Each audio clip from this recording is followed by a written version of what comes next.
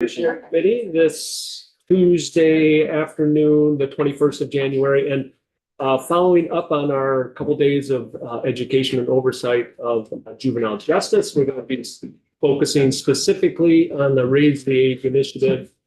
That the next step of Raise the Age is to go into effect on April 1st, raising the age to 19.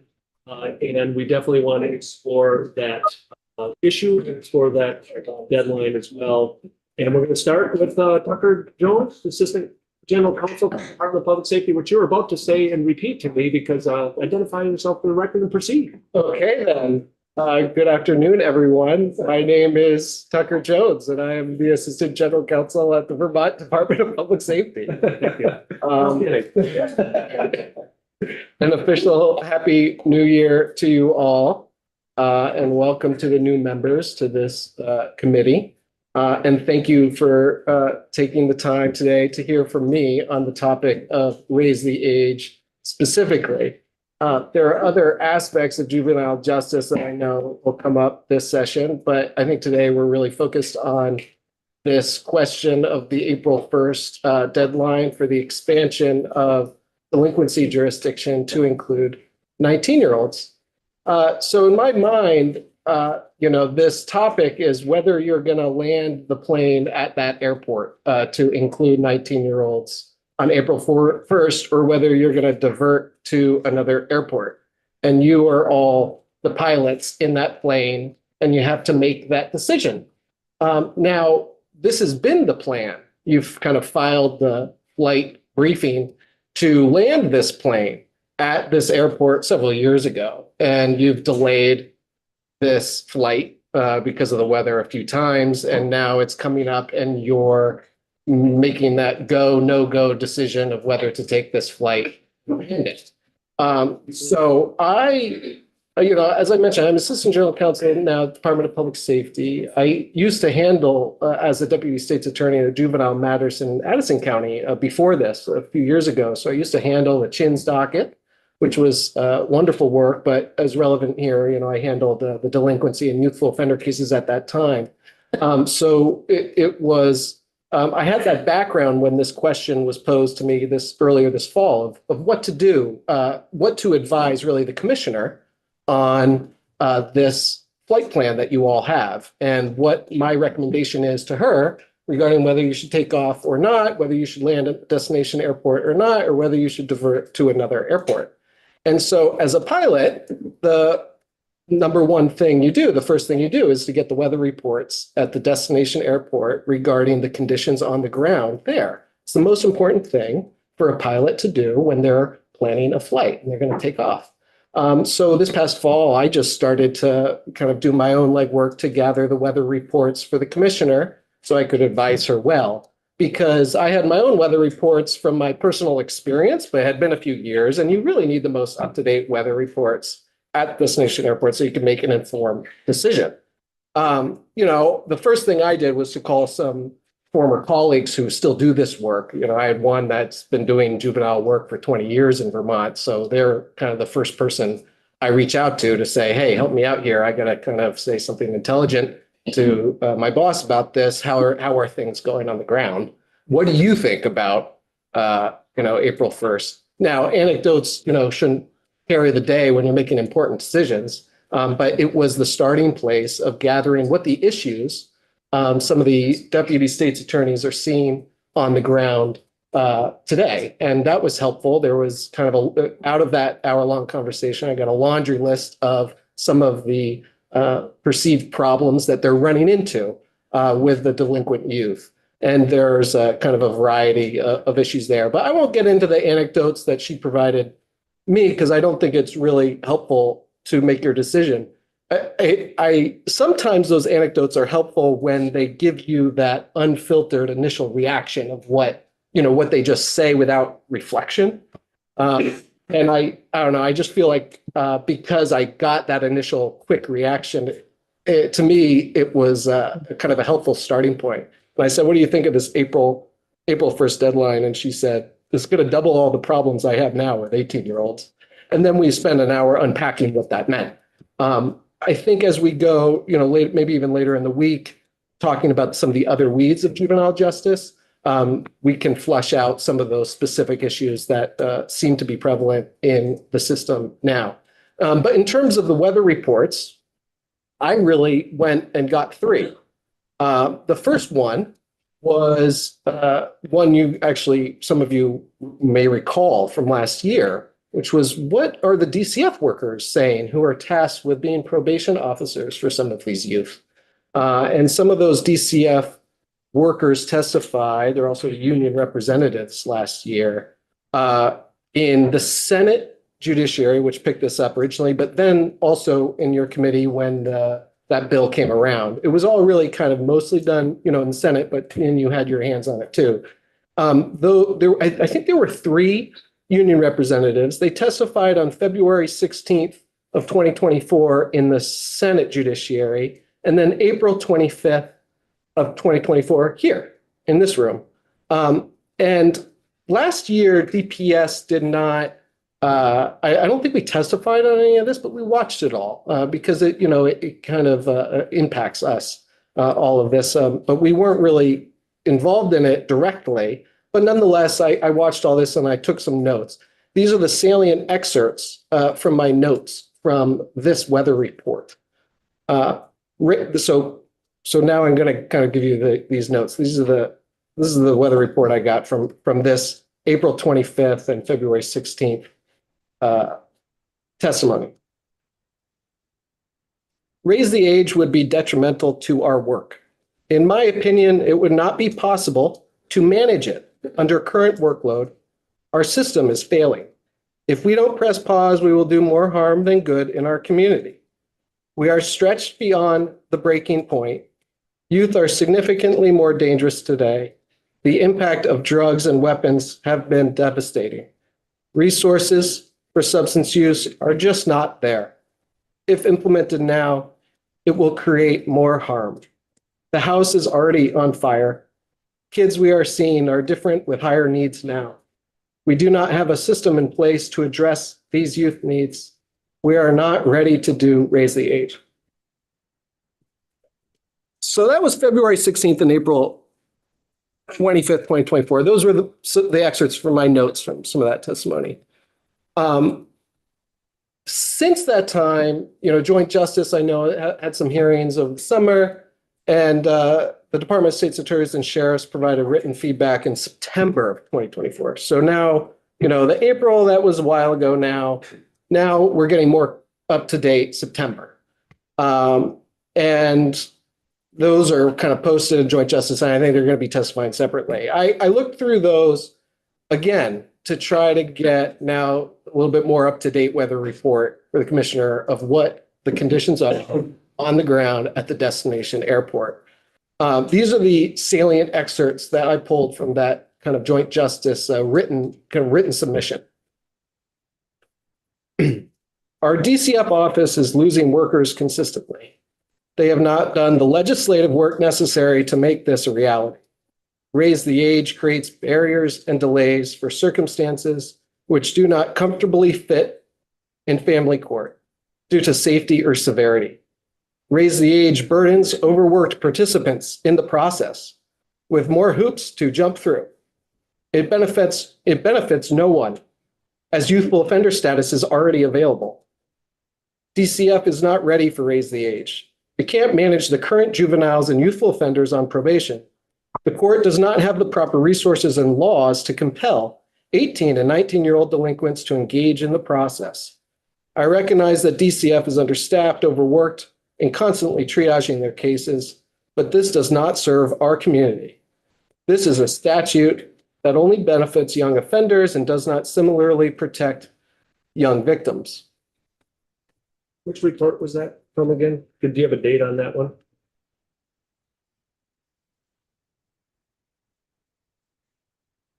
Oh, there was a few.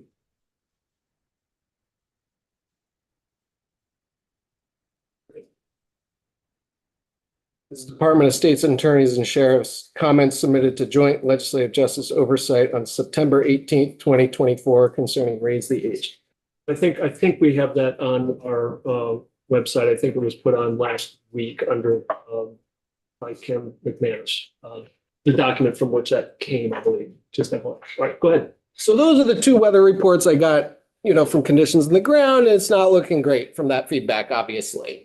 So, it's nice to have at least three pieces of information, though, to kind of expand the worldview here, to just get a sense of the rest of the reality, kind of a bigger picture.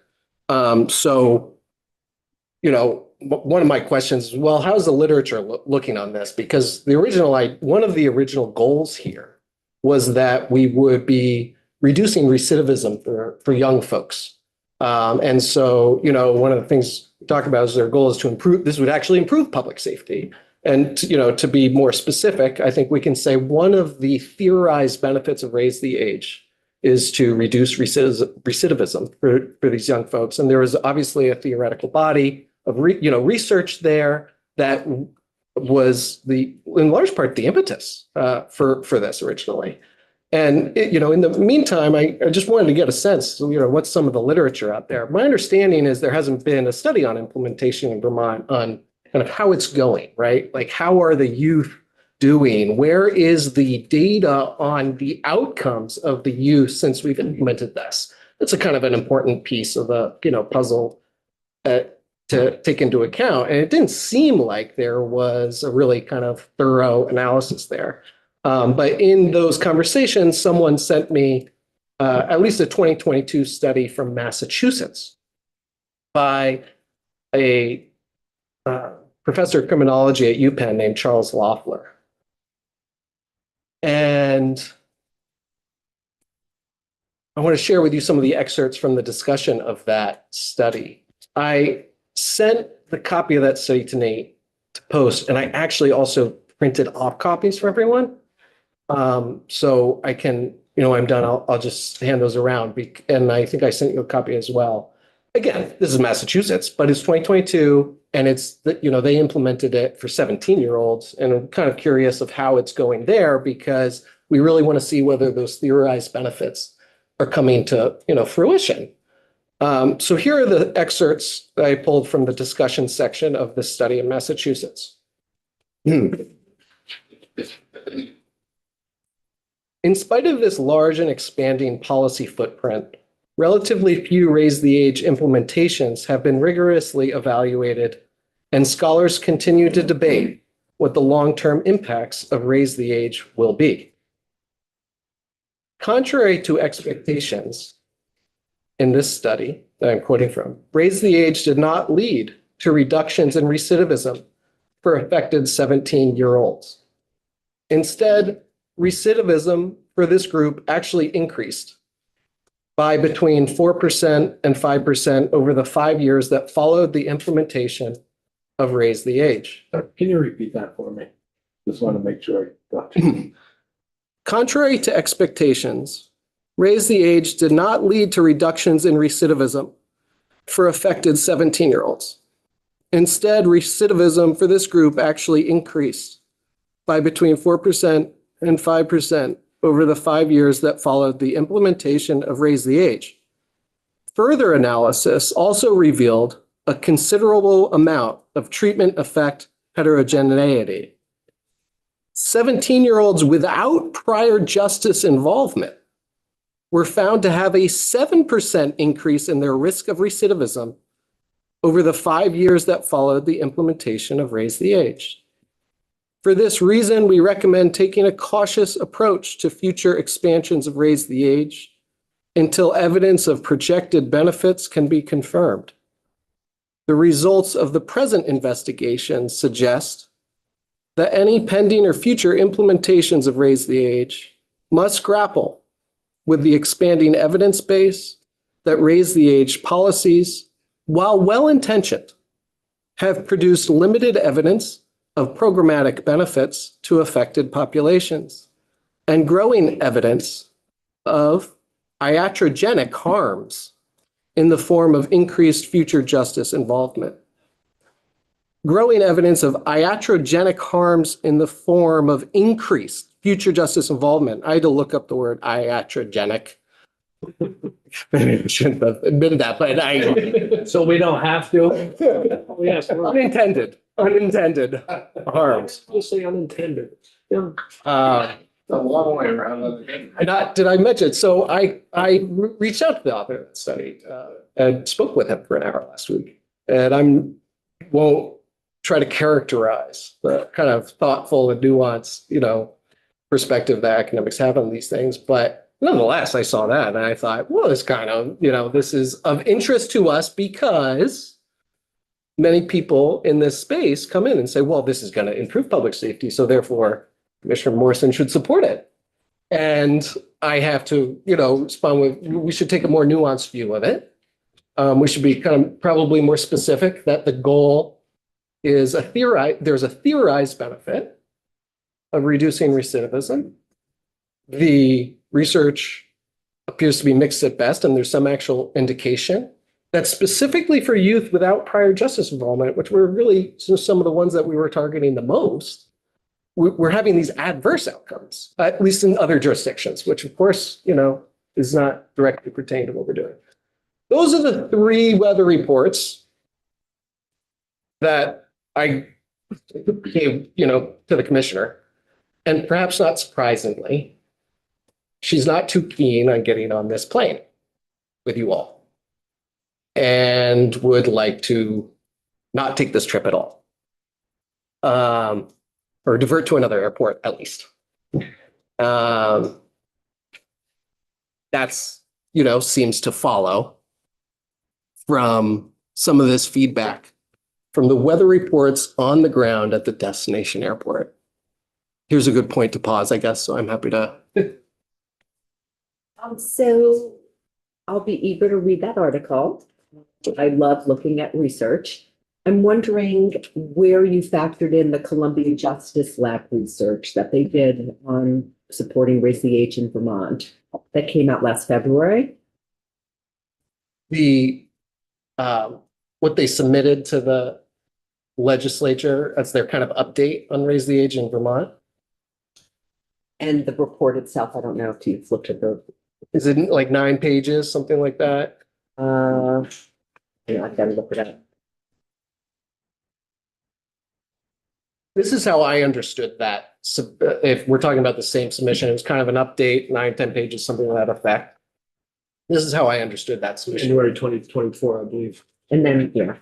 This is how I understood that submission. There seems to be consensus that we don't have great quantitative data in Vermont. And kind of the best we can do quantitatively is number of cases. And my understanding that report is that they were trying to draw some conclusions based on number of cases alone. I didn't understand, I don't understand that because in my view, whether it's 10 cases or 100 cases, that's not very helpful to me to understand whether we are in fact getting the outcomes that we're designed to get. Really what we want to make sure happens here in the juvenile justice system is that youth are successfully rehabilitated and therefore aren't going to be recidivating in the adult system once they get there. My understanding is that we have very sparse information.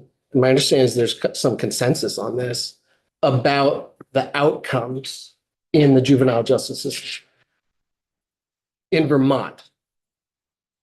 And I didn't think it was kind of, from an academic perspective, appropriate to draw conclusions from number of filings, number of, discharges, whatever the kind of limited data that we have available.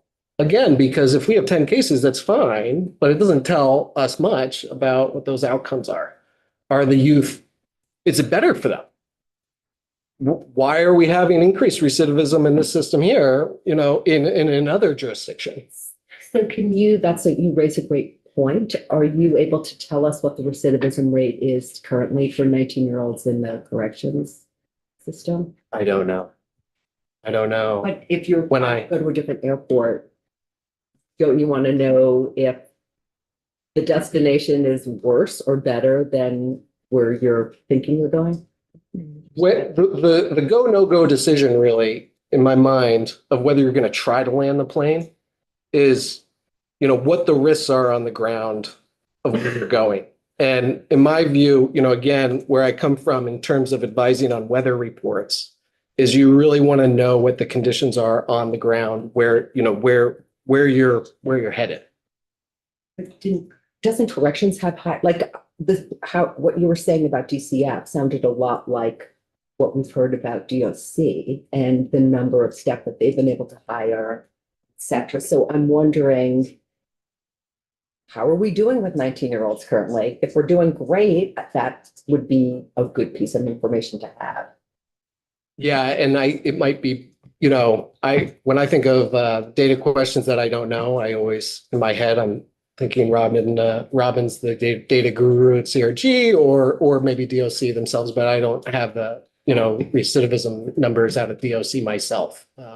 But I know there's, folks, I know Robin, she had something from 2022 on the CRG website.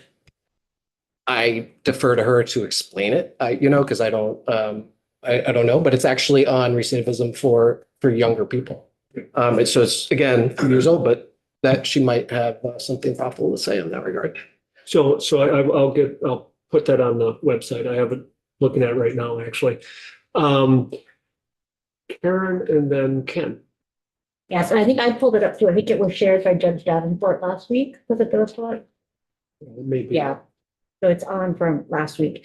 So two questions. One, this is helpful to hear how the department came to the decision of not getting on the plane or not. And so two questions with that. What is the definition of recidivism that was used for this study?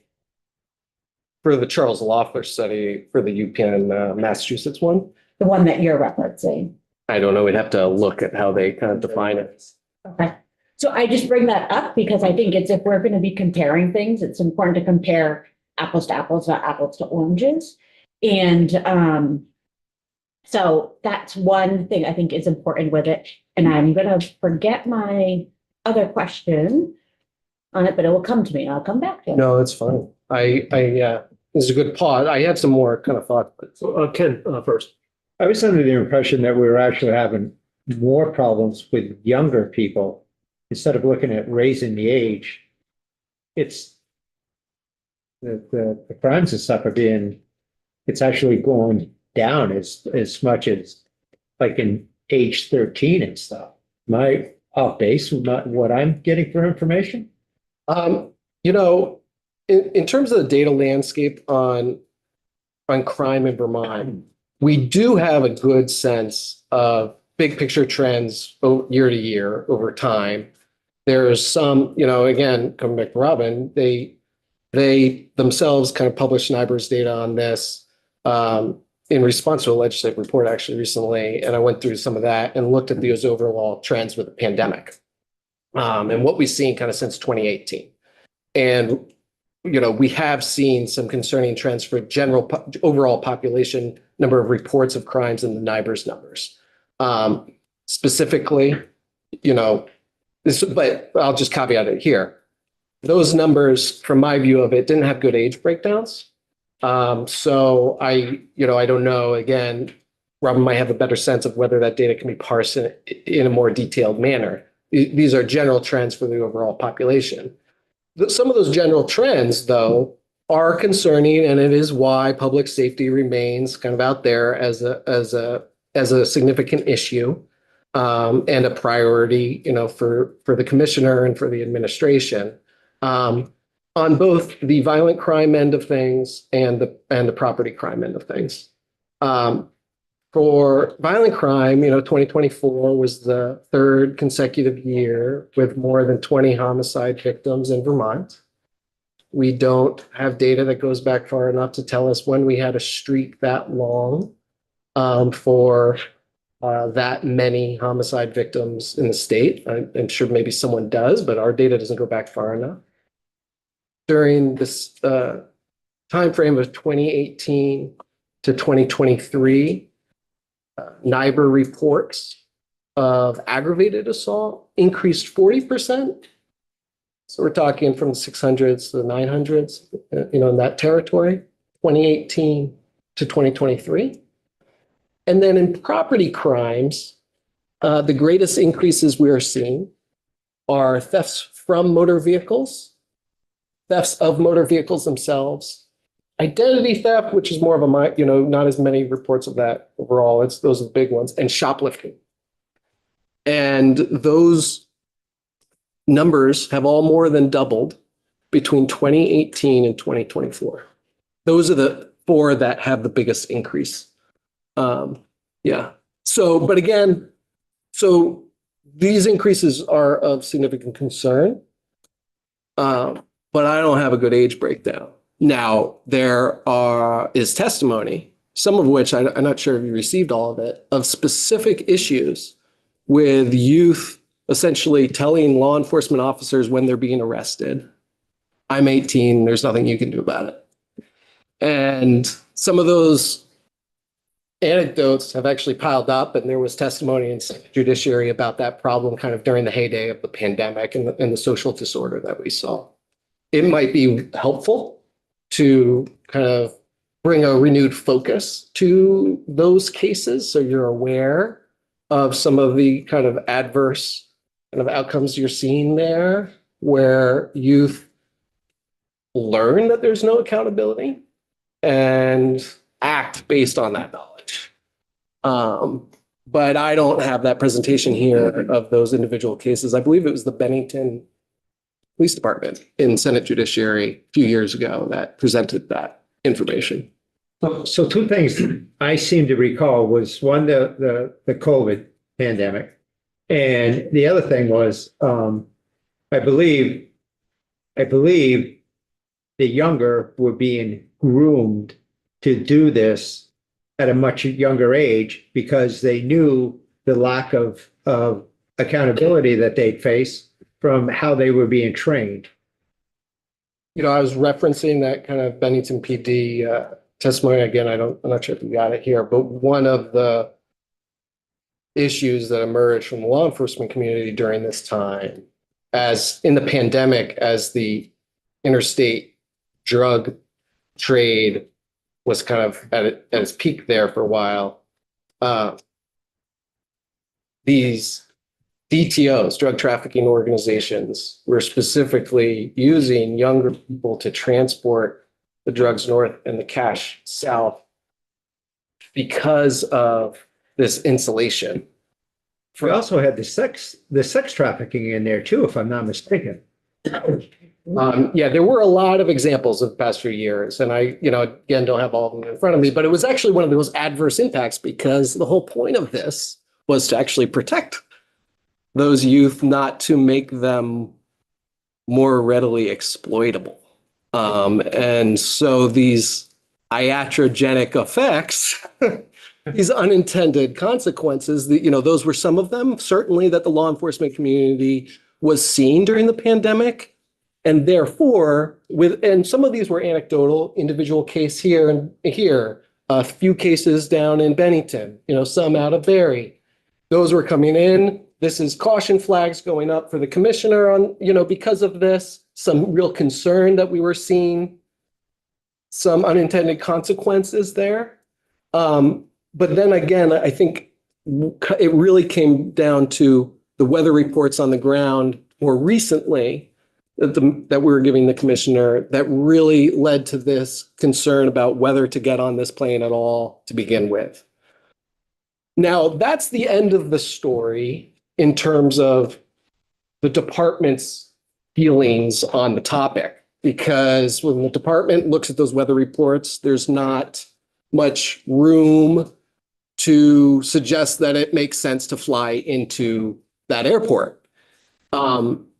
That's that's a view, interpretation of those weather reports that are available. But there's another phenomenon. Yeah, go ahead. Karen. Or we leave the weather.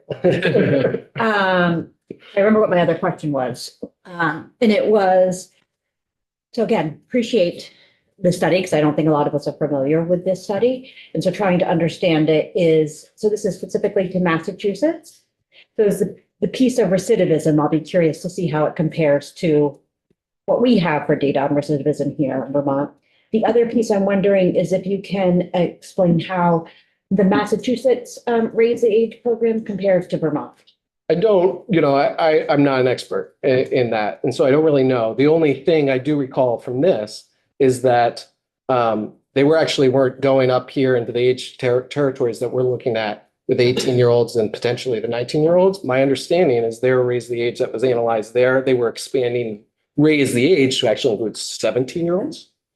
And I'm sure there are other distinguishing factors in all of this too. They have an entirely different system than we do, right? And so I acknowledge that. Appreciate if you're comparing though and saying like, we don't want to go to that place. I think it's important to understand how the other destination, creates their weather reports, what systems how is it measured? And so if you're going to make that judgment, I'm not going to go to that area. Again, it's comparing apples to apples. I just want to make sure we're doing that piece. Absolutely. And, I agree. And, I love some of these academics because they speak with such nuance and caveats, right? Where it's going to be an hour-long conversation saying one point, but it was so nuanced and caveated. And of course it is. This is just one study. There's certainly more. Some of them are discussed, the landscape of the literature. But it's just one. It's kind of out there. What did strike me though, with the Department of State's attorneys kind of written comments there, was the consistency that they had with DCF social workers feedback. And that consistency over time for two different departments experiencing separate aspects of the system was a flag in my mind as to some level of reliability there. And in a way, let me put it this way. When I spoke with Charles Loeffler last week, he's a real academic. And so I asked him, I said, what do you think? What are the implications of this for Vermont? And he is a teacher. So he saw it as a teaching moment and he turned it around and said, what do you think, Tucker? And I paused there because it was just a phone call, just the two of us. There was no one else in the room. The commissioner wasn't there. It was just me. I was like, yeah, and he was genuinely asking. He was a really smart guy, thoughtful, nuanced, caveated guy. And he said, what do you think? And I said, I guess, honestly, literature aside, I focus on the feedback from the people that are on the ground in Vermont. And I focus on the environment that we're in up here with the social disorder that we saw through the pandemic. And I focus on the closing of Woodside and the lack of secure facility for 18-year-olds and 19-year-olds that's currently in the state. And I said, whatever the literature says, that is more important to me as a weather report on the ground of the destination airport. That's what I said to him. And I said to him, the word that comes to my mind is stabilize. Stabilize the system. Make sure we're not getting iatrogenic effects before you expand it in this environment and with this weather and where we are in the road. Did you have a follow-up? Yeah, Go ahead. I love that you keep using the vocab word. I'm going to start using it. Yeah. My piece is about a different piece that you said though, is about the unintended consequences, which I really appreciate that we are going to take a look at, of youth who are then being used to commit crimes because they're saying they don't have the same consequences. So I just want to confirm what I'm hearing is that the perspective from your is that having them go to criminal court would be the solution to that.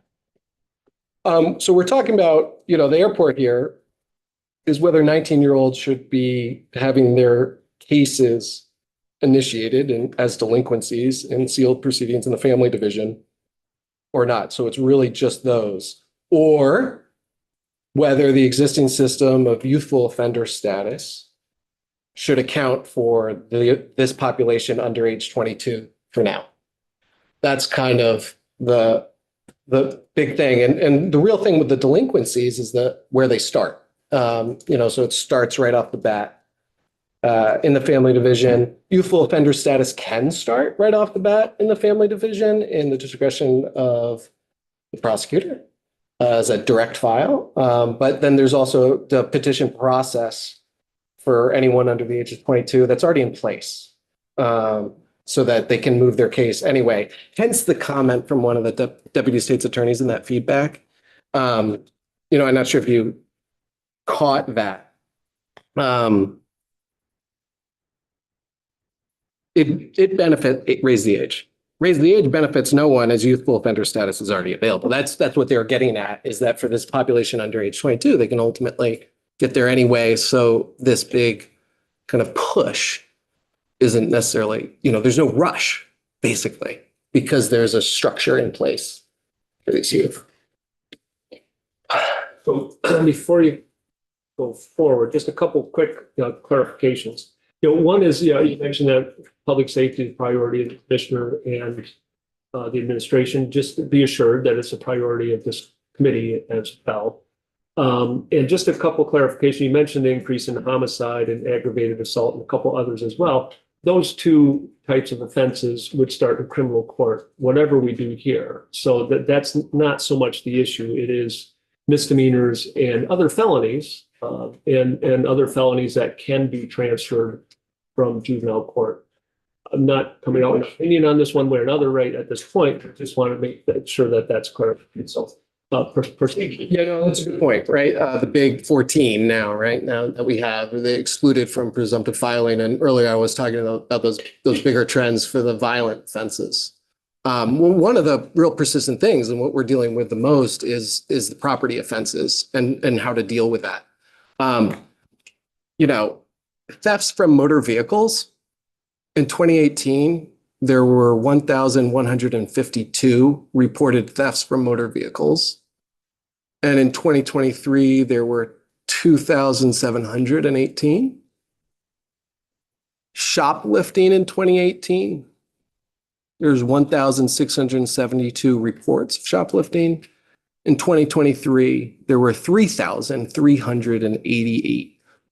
So it's those doubling of those figures that I think have some communities are holding dedicated meetings on the topic of public safety because in response to some of those trends through the pandemic. Now that's the end of the story as far as DPS is concerned. I don't think DPS has enough weather reports at that stage to take its view and its position. But I think it's helpful to point out in your process that there's another factor at play for pilots. When pilots are planning a trip, they often are general aviation pilots are planning a trip. And as they develop this plan, pressure builds to execute the trip and to take the flight because they've said they're going to do it. They have passengers in the plane that are traveling with them, and the passengers want to get to the destination that the pilot is traveling to. And those pressures are a phenomenon that are informally known as get there-itis, get to the destination. The formal name for it is plan continuation bias. It's a psychological phenomenon in which external pressures to get to a destination result in pilots too steeply discounting adverse weather reports at the destination airport because they have pressure on them to go.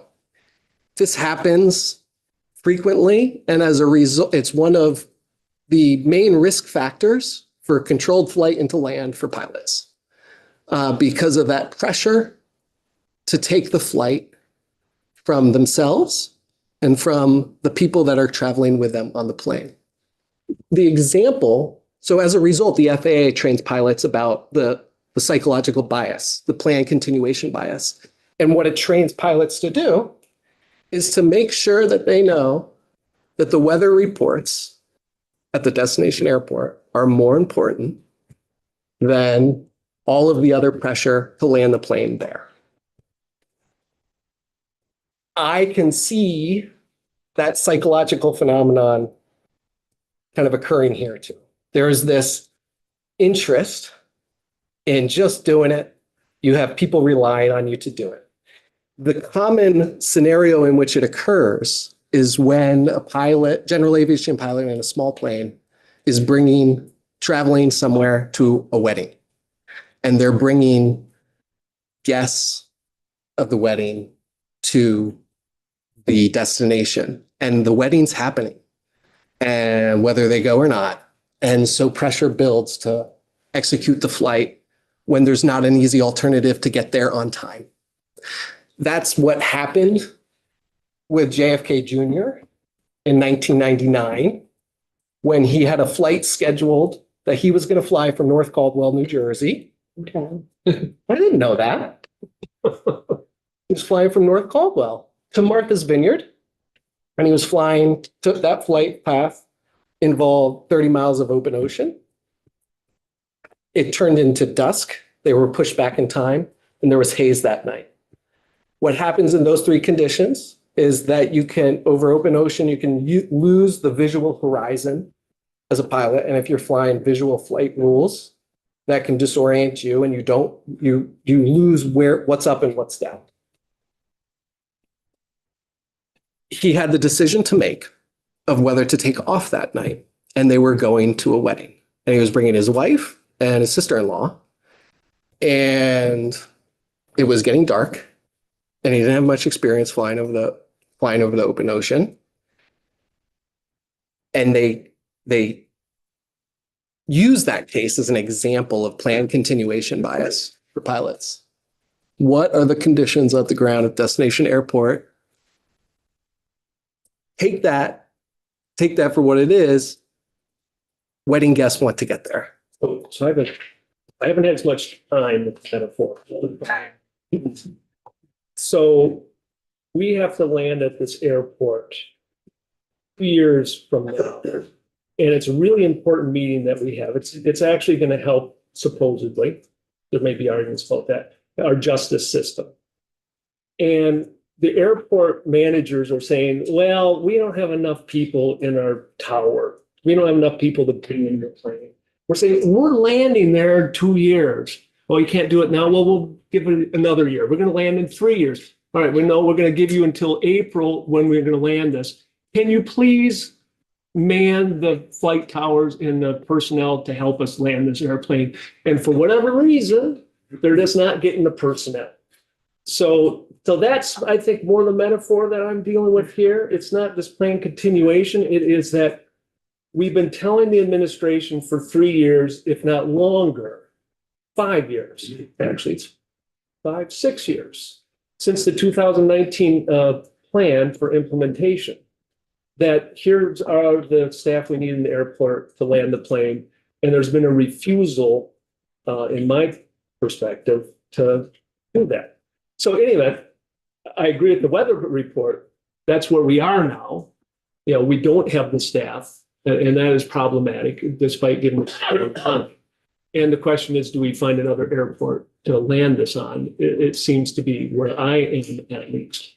But this is early in the process. I don't know if my metaphor worked quite as well because I haven't had much time to work it.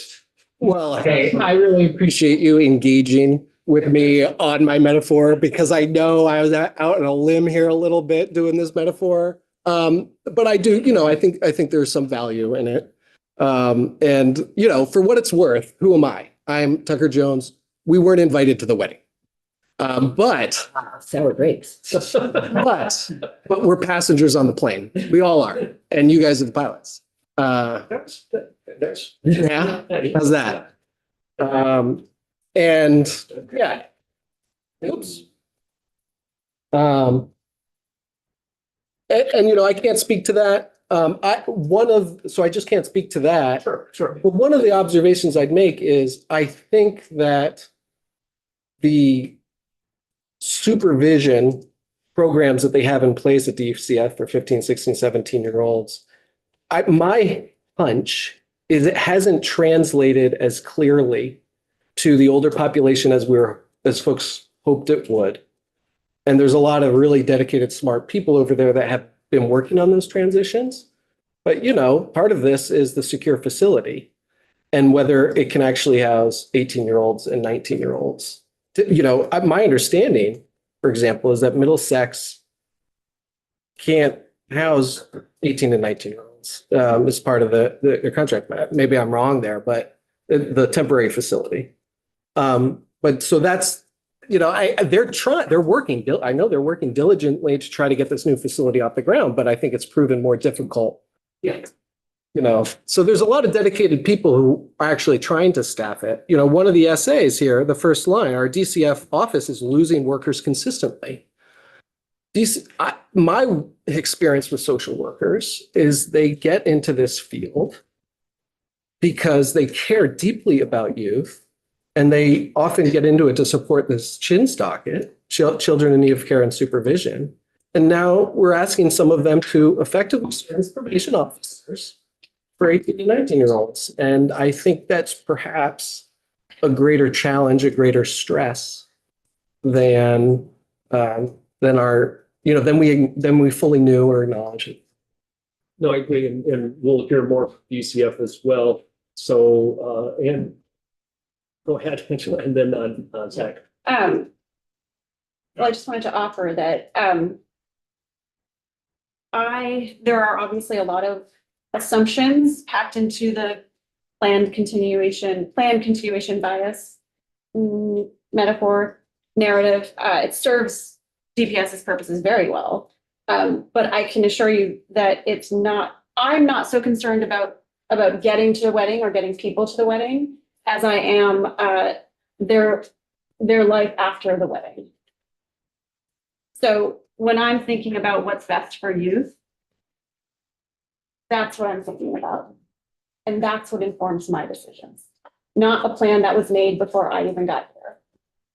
Just wanted to offer that. No, and I appreciate that. And I acknowledge it was a stretch of a metaphor anyway, and I don't insinuate, bad intentions on anyone, right?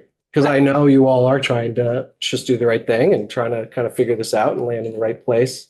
But you will be subjected to pressures to make it, to just try to land it. Zach. Tucker, first and foremost, thank you. I think the metaphor is well taken, and I fully indulge in it. I think it brings up a lot of really important points in contrast with the current political environment in the state and the challenges that we as a collective group on the judiciary facing, but also just the broader legislature as well. So I think those points are really well taken. To stick with the metaphor, thinking about the infrastructure and the climate at the destination, is it your perspective and the department's perspective that it would be reckless at this point for us to try to land this plane? Well, I think you can draw your own conclusions from those weather reports of how you would characterize it. I mean, I looked over at the commissioner when I said she doesn't want to get on this plane. Right. And she nodded to that, right? So there's some sense that, it kind of comes back to what I said to Charles Loeffler when he asked, what do you really think here? And I said, you don't really need the Massachusetts study. If we don't have that facility up in Virgins and we're dealing with digging out of the social disorder from the pandemic, why would we be doing anything other than trying to stabilize the existing system? I mean, sure, if you want to use that characterization of reckless, you heard those weather reports. Now, you'll get more weather reports. Maybe DCF has some more updated language here of, has anything changed there since that was April 25th but strong words at that time and consistent words with the state's attorneys. Sure. So I guess maybe not even reckless, but potentially dangerous. Right. Well, this isn't theory. you're not tasked with theory. It was theory in the beginning of this being a good idea. The theorized benefit of reduced recidivism, for example. But you're dealing with actual behavior out in these communities. And it's hard because unless you've been in the room where an 18-year-old is spinning around in their chair and rolling their eyes at a Superior Court judge in a black robe, and you walk out of that hearing before you've ever even met any of you, and you think the people in Montpelier could not have intended all of this. That was one of the anecdotes that I had. Thank you. Yeah.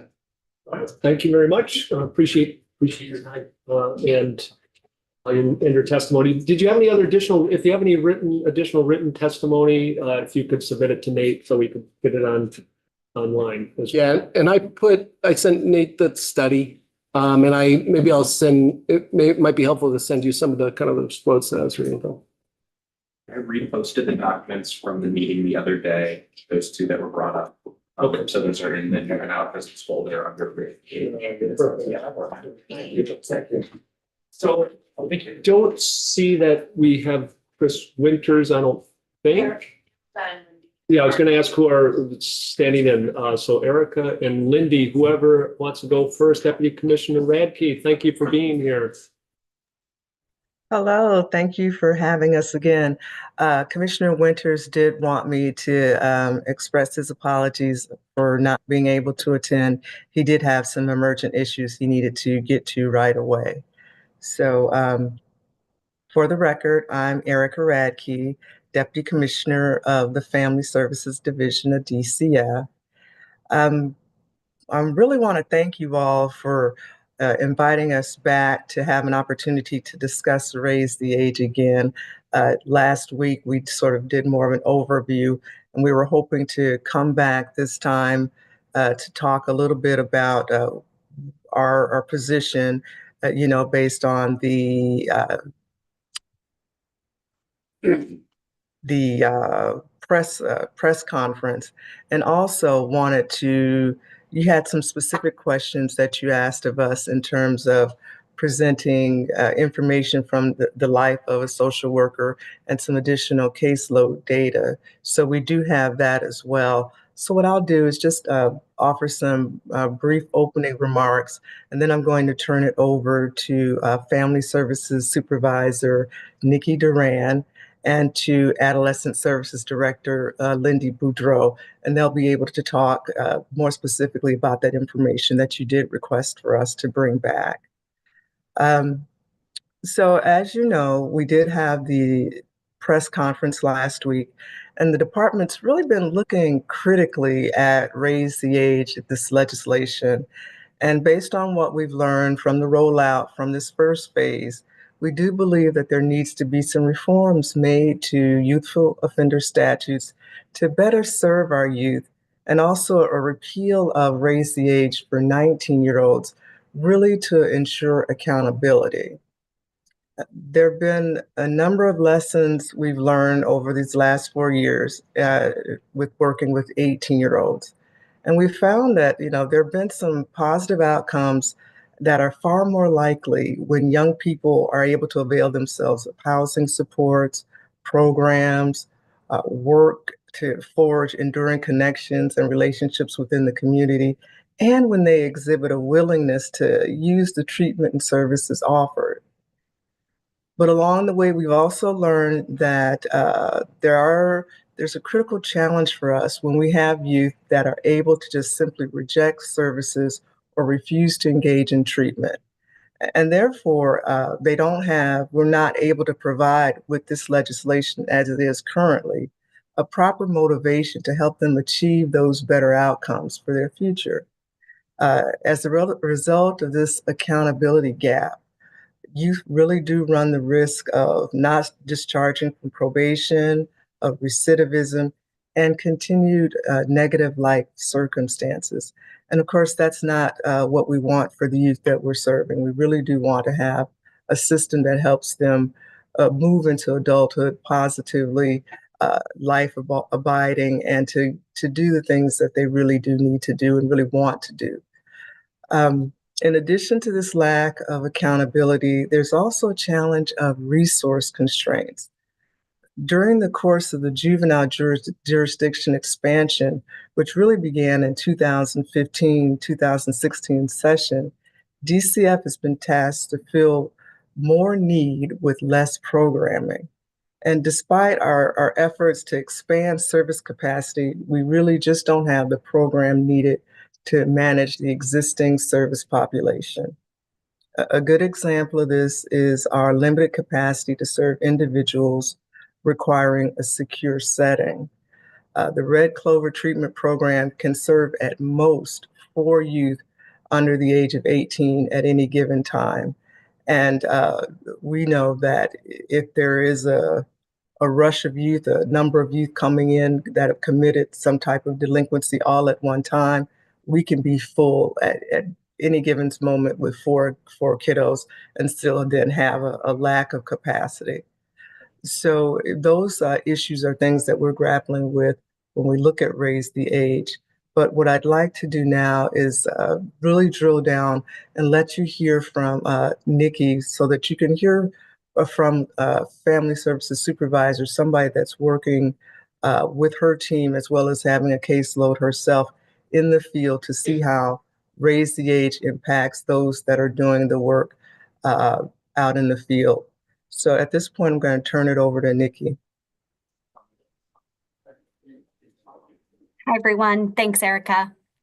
So I have prepared something that I'm hoping to read to you all. So as Erica said, my name is Nikki Duran, and I'm a family services supervisor in the Burlington District Office. I supervise the juvenile services team and previously was a worker on this team for 4 years.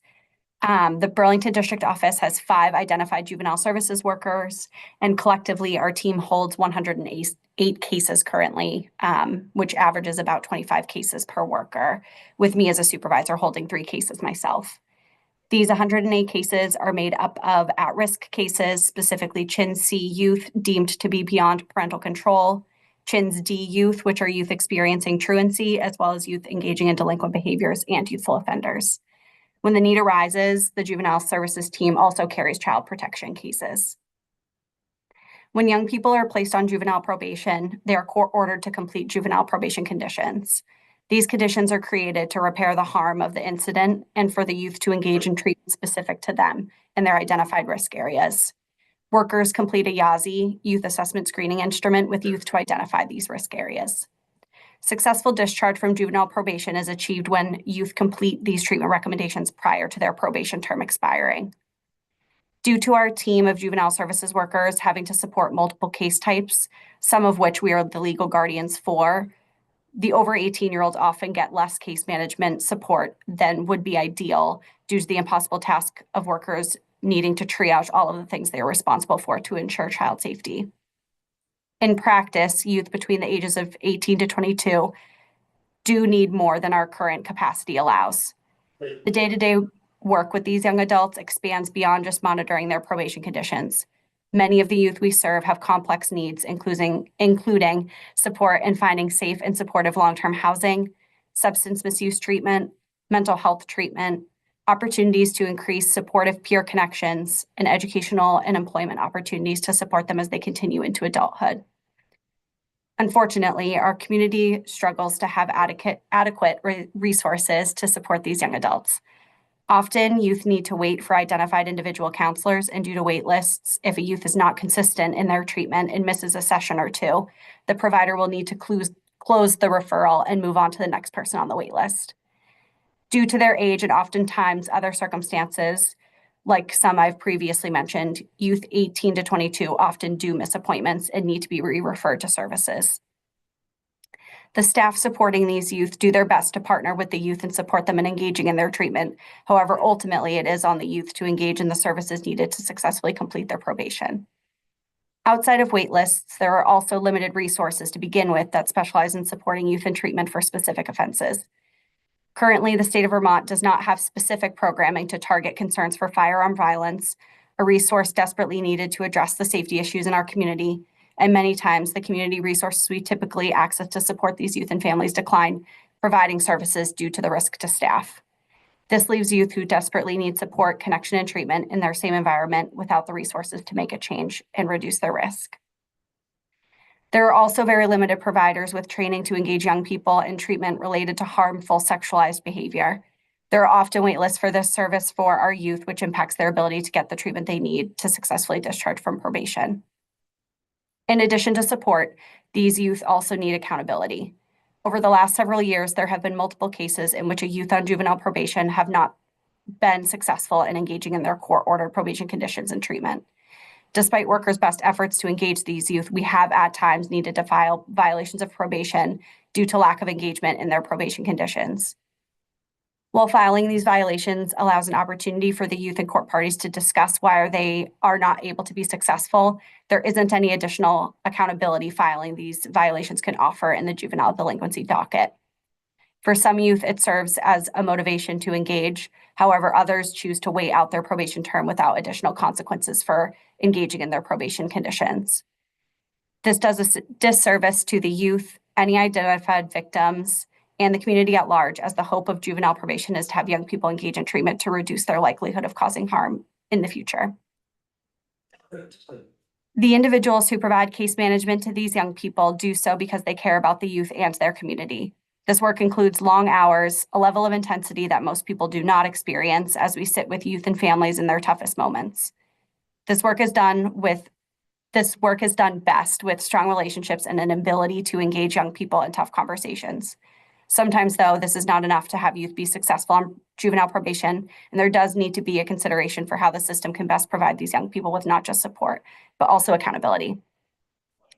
Thank you for your time, and I appreciate you considering my testimony. I hope this gives you better insight into the work family services workers devote to this population every day.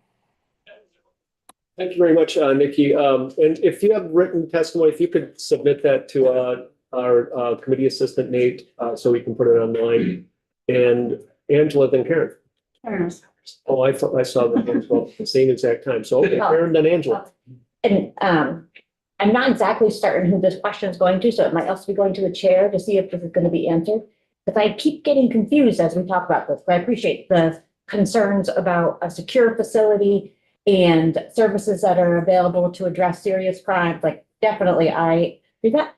And I guess my piece is, I really see this raise the age as focusing on the misdemeanors that it's going to be addressing, that it's allowing 19 to be considered. For everything else, there is a court pathway for folks. Is that, I'm just trying to understand that, because I'm hearing the serious piece, but if there were concerns about that, then they could go the criminal court route. We're kind of really looking at misdemeanors as the door that's really opening. No, not just. I mean, so felonies other than the big 14 can be filed or would be filed in juvenile court. I should actually have Eric answer this as the expert, but I'll try and he can correct me if I'm wrong. But those can be transferred, but that's a motion practice that can take a pretty significant amount of time, is my understanding. Eric, anything else to add to that? I think that's generally right. Remember, direct file is also an option. Yeah, direct file into the family. Into family, no, and that's for big 14. Right. But if it's a felony, that's not a big 14, it goes to the family division. Correct. That's right. Or a misdemeanor. But it's only misdemeanors that we are putting in. We're saying that there is no option for criminal court. And non. No, there's still, I mean, the felonies as well go there. But could transition out if there's a motion. So the only thing that is really stuck is the misdemeanors. So there would be no option to go to criminal out of it. Correct. Okay. So that's what I guess it's making me want to understand data of it, because I just appreciate the concerns about the security piece of it and the services for serious crime. Of like, what is that impact versus opening the door to allow misdemeanors to go up to 19-year-olds? So again, I don't know if you have a response to that, but I just in hearing that, I feel like I wanted to confirm that. So I'm going to have Eric. Did you want to answer that? Well, just to flesh that out, it does cover the 19-year-olds who commit non-14, big 14 felonies. Those would start in the family. They don't now. Now they start probably. So it's not just misdemeanors. I just wanted. Yeah, just clear. But there's the misdemeanors can't be transferred to the criminal court, but the felonies can be? Correct. Right. So that'd be the main point.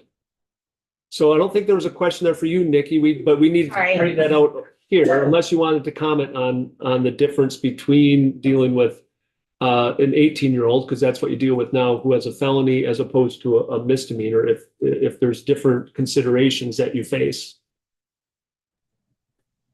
We do serve youth within the 18 juvenile delinquency that have significant violent offenses. That would be the only thing that I would add, is that, you know, when I look at my workers' caseload numbers, there are youth that do fit into that bucket. Okay, appreciate that. Ange? So I have two questions. The first one is really quick and could be for anyone about, because we just heard from Tucker Jones that 18 and 19-year-olds could not be served at Red Clover. Can you fact check that one? I believe Tyler Allen can help out with that. Tyler? And if you could identify yourself for the record, Tyler. Of course. Good afternoon to the committee. My name is Tyler Allen. I'm now the High-End System of Care Director for the Family Services Division of DCF. And so part of my responsibility is overseeing the development of our, what we're calling High-End System of Care programming. And Red Clover was the first of those. The Red Clover program, the contract only allows for placement up to the 18th birthday. So only under the age of 18 in that program. Okay. Thank you for that. And then my You're welcome. second question, I think it's for Nikki. Hi, thank you for being here. I want to understand. One question that keeps coming up in my mind is like, maybe we need to be looking at some, and I don't even know if this is legislative necessarily, but like probation tweaks, changes to, like, you know, rather than just scrapping, raise the age. But so I wonder if you can say a little bit about a youth who is not completing probation successfully, not completing the terms of their probation successfully, having a hard time engaging. And I think I heard you say that at some point, given understandable pressures on DCF employees who have have an entire caseload and may have to kind of triage things, it sounds like, that youth who may not be successfully completing probation is kind of lost a little bit to the system, and will not in many cases end up completing their probation successfully. And then what? Like, I'm trying to understand, you know, if accountability is one of the things that we're focused on, what's happening at that point when a youth's not really engaging, not being successful, and is sort of lost to the system. Mm-hmm. And correct me if that's not a fair characterization as well. No, I do think that makes sense. And I guess what I would say is if I could think back to an example of a case where that happened, you know, workers really do try to engage a youth that is, you know, not successfully completing their probation conditions. We use a lot of different types of engagement strategies, but some of the things that I can think of is saying, you know, we have to meet this month. Why don't I meet you at your therapy appointment? So it's one less appointment that you have to attend. What if we call to see where you are on the wait list together during your scheduled time with us to be able to make sure that you have some support in making that phone call and in engaging in your probation condition, which could be therapy. Let's, you know, work on your resume if you know, you're not able to find employment. And typically one of our probation requirements is that a youth either be engaged in some kind of educational programming and or working to increase their, you know, pro-social time working. So we really do try to meet youth and really engage them. What I'm kind of speaking to is, you know, my workers have 25 cases around that each. So they can't do that for every youth, even every week, just by capacity reasons, not including all of the other things that they're tasked with. When we've really tried to do that deep engagement with youth and we're still not seeing traction in them being able to complete their probations, typically then we do go to file a violation in probation to highlight what the concerns are for all the court parties of what the youth isn't engaging in. And then if we've tried that, you know, there is a clock ticking where we're going to lose jurisdiction in the family division. And if a youth has not completed their probation conditions, by the time that we are going to lose jurisdiction, then we do typically file an unsatisfactory discharge, acknowledging that the youth did not complete what we and the court really had asked them to do within the time frame allotted, and there just isn't anything else that we're able to do. And then what happens? Their case, For that youth. yeah, their case closes with us, and the court case closes, and their case is sealed. That's what's interesting to me. Seems like a gap. You just made me wonder, I've been wondering this since last week. How involved are youth facing probation? How involved are they in co-creating the terms of their probation? Mm-hmm. Yeah, so we, we do the YASI assessment that I mentioned very briefly in my testimony, and that really is a conversational opportunity with youth to talk through what their experience is. It covers things like mental health, substance misuse, employment and use of free time, community and peer connections. I find it to be a really helpful tool in kind of inviting youth in to talk about what we might be expecting them to do once they are placed on probation. They have an opportunity to speak to their attorney when DCF and the state's attorney propose probation conditions. And then if there's things that the youth and their attorney don't agree with, they have the opportunity in court to kind of discuss those things. And then the judge ultimately makes a order of what they're asked to complete. I think that there are some youth that are in a position and have a desire to be active participants. And sometimes, you get like, just tell me what I have to do and I'm going to do it. And so it does vary youth to youth, their willingness and openness and level of engagement in that process. But that's typically for a worker, what we strive to do to include them. Thank you. Ian. I think there's a question for Nikki, and I guess we do first names with each other in this committee. Do we do first names for witnesses too? Yeah. So you identified two issues, and I just wanted to get a little clarity on them. I think I also find the issue of the timing out of probation very interesting. Is that something that you have seen happen? How frequently are you seeing that happen on the ground in Burlington? Mm-hmm. I would say, I just gathered a little bit of anecdotal data for our division in November, and there were 3 youth at that time that either had or were, on their way to having that be the end of their case. And that's just since I've been a supervisor for about a year. So those were the cases that I could think of in our office. Okay. And when you say a youth who is like going, sort of anticipate that's the direction it's going, it's because they're not engaging in any of the probation conditions, and you can tell that they're going to time out before there would be a they're going to lose the court's going to lose jurisdiction. Right. Yeah. Okay. And then just second question. One of the other issues, if I understood your testimony, one of the other issues was around resources available within the community for, I'm assuming, probation conditions for juveniles to access. Are you aware, and this is asking kind of outside of your scope of expertise, are you aware if those same agencies and departments are also being tapped for people in the criminal court who are trying to basically successfully complete their conditions of probation?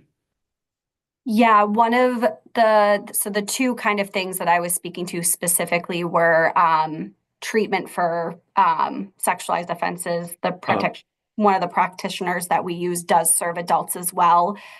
There are more practitioners that serve over 18 than under 18 in that area. And then I'm not sure if some of the other resources also serve adults. But we do, connect with agencies that only serve young adults. Spectrum Youth and Families is one that we work with a lot for our youth, and they serve up to the age of 23, I believe. So still some of that like adult population, but young adult population.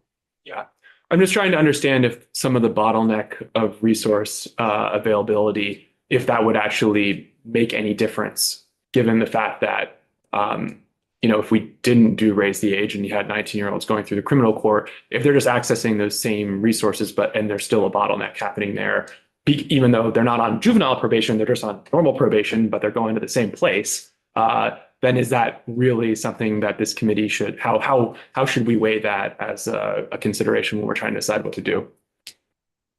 Thank you.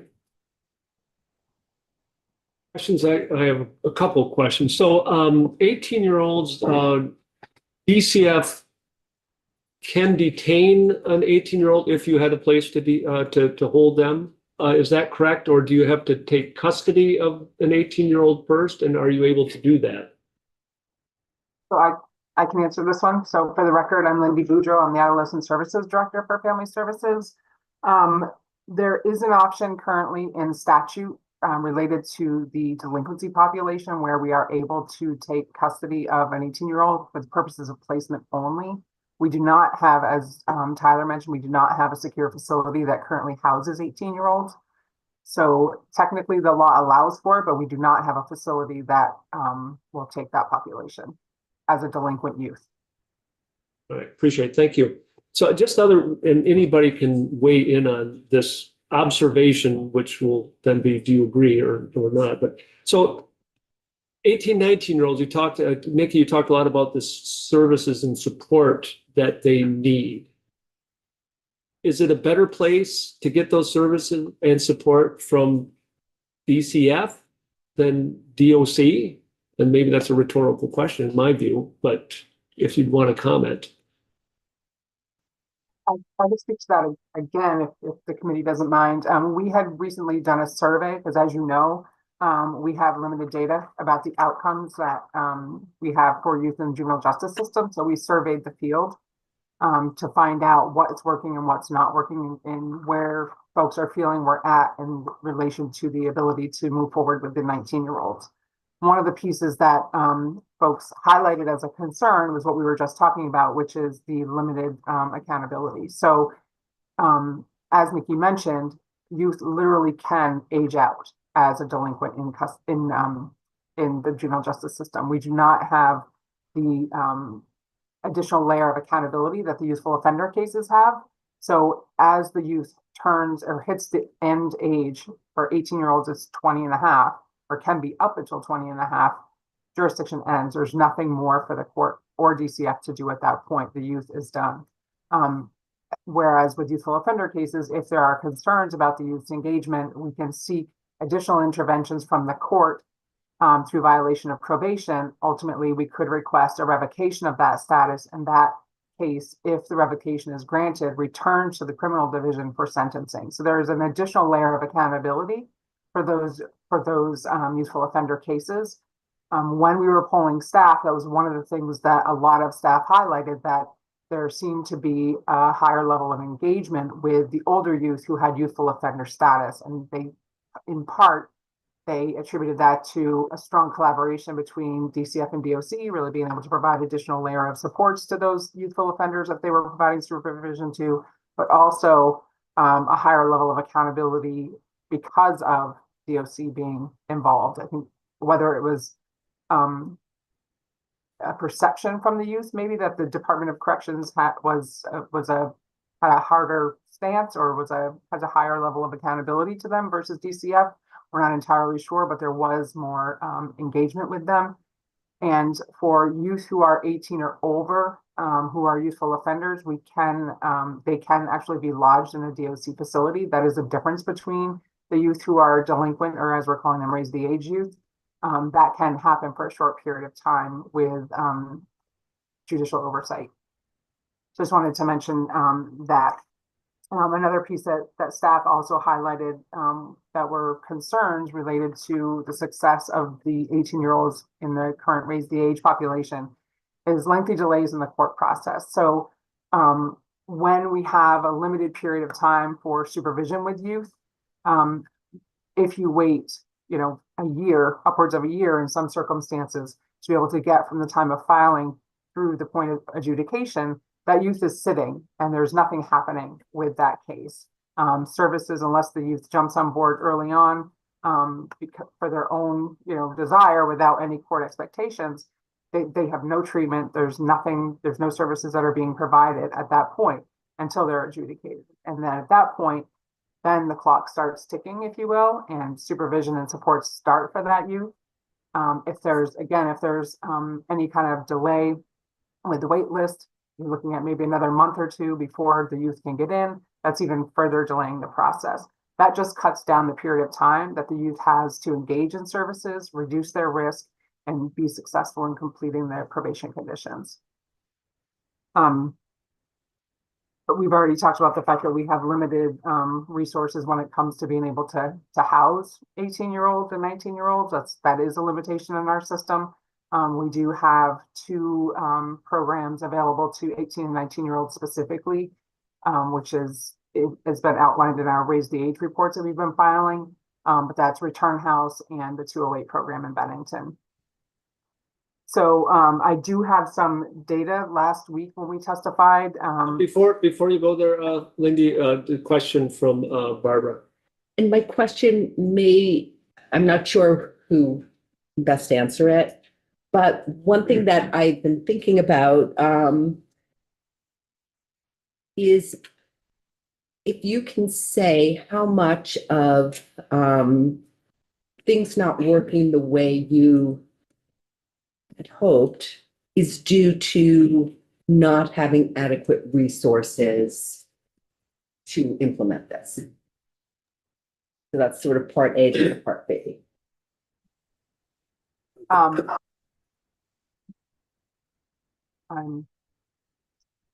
One of the things that's hard, and I was, of the folks on the screen, I was one of the only ones who was here at the time that we actually did raise the age. I've been with the department for almost 32 years. So I've been through this whole process. And at the time, I will say that a lot of this was based on speculation. We didn't know what the impact was going to be. We certainly did not predict a pandemic. I did not predict the closure of Woodside, which was our only secure facility, and provided a significant portion of our system of care support for the population that are on the cusp of being charged in criminal division or being charged in family division, but their needs are high enough where we need a higher level of support to be able to manage those cases. That's a significant gap, as was indicated by Tucker when he testified earlier. So I feel like we had best intentions, but all of these external factors and the actual realization of as it's happening brought us to the place where we're at right now. The other thing that I want to point out is that we, over this time, it's 10 years, have also built other components into our jurisdictional scheme that have increased the workload on DCF. Exactly. Those are great additions. The expansion of the availability of youthful offender status up to the age of 22. That's a large population that had a significant boom the year after it went into effect. But that also had a big impact on our workload. And so all of those things need to be looked at when you're looking at the impact. We've been talking about isolated populations, the number of 18-year-olds or the number of 19-year-olds.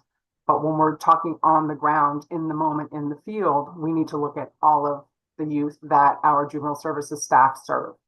And so that's one of the things that I think is another piece that we can't just look at raise the age. This has been a accumulation of many different changes over the years, which have been positive, but have left us in the position that we're in right now. And I do have that data if folks want to see it. So I just want to say that in hearing the testimony, and I missed a bunch, although I'm listening to it last week quite a bit. I'm very worried that we're all, but there's a movement to assume that raise the age isn't working when really the model never got a fair chance to be implemented, when we didn't have a lockdown and didn't have the resources that were adequately needed to try it. And one thing that I worry about, because we've met with DCF so much over the years, and if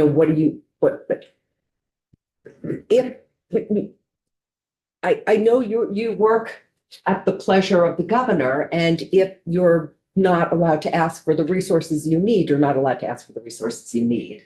And it makes me, it just makes me worry that we're taking, not anecdotal, but like the experiences people are feeling without dissecting the issue. And it feels like a classic case of throwing the baby out with the bathwater. There are so many research studies that have been looking at this, since Vermont is not the only state, and I don't want to cherry pick one and throw the baby out. I also want to think about, is DCF the right place to be doing this? Because maybe there's maybe it's not DOC or DCF. And I just want us to sort of think about, like, would it be something that needs to be elsewhere, and or make sure that the resources are there to really do the model the right way? Is there a question in there, or comment on? I guess, like, do you think I'm, yeah. Yeah. Yeah, do. I mean, if you have any input on that, on those thoughts. Sure. No, I appreciate what you said, because it's, we work with young people. We want to make sure that they have the best outcomes. And I can hear in your voice just that intensity of making sure we're doing the right thing. And I think that Lindy outlined a good point about our resources and how it's sort of broad-based, but I don't want to also forget the fact that it's still, in terms of accountability, even with resources, there's an issue that has to be addressed, a gap there that even if we were fully resourced, we're not going to get the outcomes that we really want. And while I'm here also, Lindy, I'm hoping you could circle back and talk a little bit about, we started early talking about red clover and kiddos, delinquents, and who would need to be going into that program. I'm hoping you could add a little bit of information to that as well. Yeah, go ahead. Would it be myself or Tyler, specific to what? Oh, in terms of, the kids, someone was saying, well, red clovers for those serious offenses, is that really a raise the age type of issue? And I was hoping you could sort of talk about the kids that raise the age encompasses.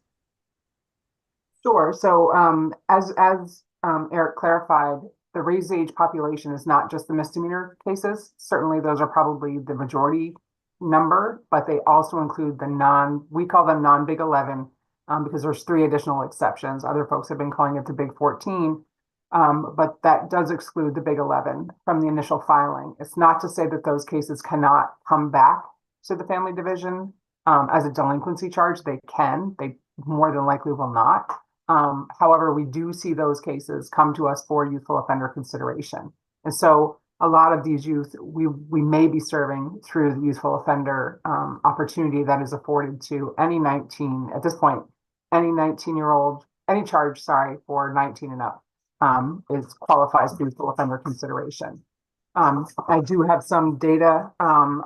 Before I'm gonna hold off on that data a little bit longer. I definitely want to go over that data, but before we jump to that, Tom, I believe I had a question. I did. Thank you for being here. Mine is a little resource related as well, and I was just sort of thinking about my history with the family court and having been involved in it quite a bit and watching you folks work. And I appreciate what you're doing. I know it's not easy. what would be the impact taking, or well, even now, without the impact of anything, how much does your ability to be able to interact with other agencies and resources affect your ability to be efficient and do what you need to do? Do you feel it's compromised now?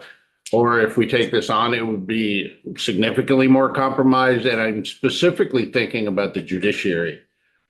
The judiciary has a tight schedule. They have a backlog.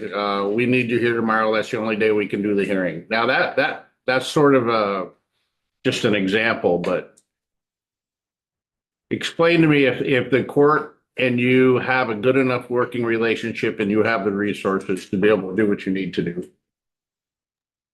I'm going to defer to you, Lindy, on that, but I don't think it's necessarily the relationship is fine. I think it's more just the backlog itself impacts us, but I want you to provide some further detail. Yeah, that's exactly right. I feel like from the central office perspective, from my working relationship right down to the district level, and Nikki can certainly speak to this, that folks have a great relationship with judiciary and local court staff. If the court asks us to appear, we appear. There's no question about that. But I agree. I feel like the clogged dockets is really what's impacting our ability to have a really quick response to circumstances. And that is one of the key points in this work, is that better outcomes come when you have a swift response, and we're not able to do that. Over the course of the past 10 years, throughout the various legislative changes, we have offered off-ramps, as we call them, to traditional prosecution, and we can't control whether or not those are afforded to you. We can do the steps related to the YASI, the Youth Assessment Screening Instrument. We spoke about that last week. And provide recommendations to the state's attorneys about court diversion or pre-charge or other opportunities, but we don't control the outcome. And so we've tried to build a system that is responsive to individualized youth needs based on research, the risk need responsivity principle, and offered opportunities to staff and to youth to meet those principles. But again, we don't make the decision. So I feel like we do have the relationship, and I don't know, Nikki, if you want to speak to the impact of court dockets. I guess that's kind of partially where I was going as well, court dockets. And how it affects your ability to have the time to do what you need to do, even back at the office. Yeah, I think that what I would say as it relates to raise the age is we do see a delay of when a youth is charged with an offense in the delinquency docket and when they're adjudicated, which, can also impact a youth's willingness or maybe desire to engage because, in their mind, this incident happened a really long time ago. And for a lot of youth, that really is the case.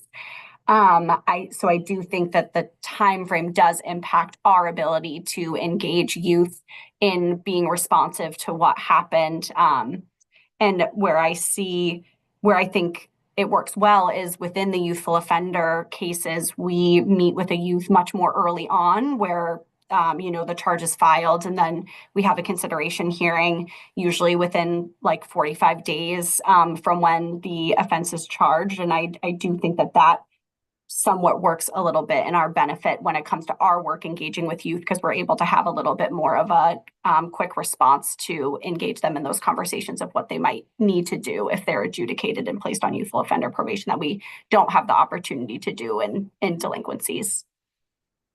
Okay. Thank you. So I have a quick question logistically for you. Are you folks able to stay on for a little bit longer? I think we need a 5-minute stretch break here. The room's a little warm. So we're going to just go off live for just 5 minutes and we'll be back. And then Zach has the first question when we get back. Is that all right? Thank you. Yeah. Are we off?